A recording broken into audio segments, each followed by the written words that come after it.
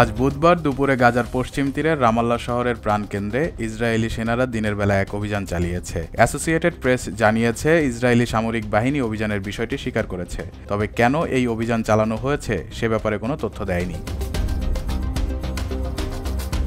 প্যালেস্টাইনি red crescent জানিয়েছে, অভিযানে অন্তত 58 জন আহত হয়েছেন।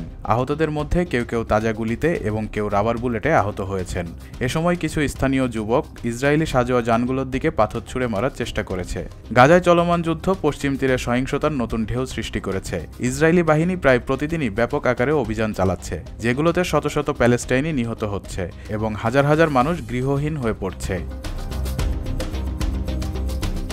জাতিসংঘ শরণার্থী বিষয়ক কার্যালয়ের তথ্য অনুসারে কেবল 2025 সালেই পশ্চিম তীরে ইসরায়েলি বাহিনী 1000-এরও বেশি হামলার ঘটনা ঘটিয়েছে, যাতে নিহত হয়েছে অন্তত 700 জন এবং আহত হয়েছে আরও অনেকে।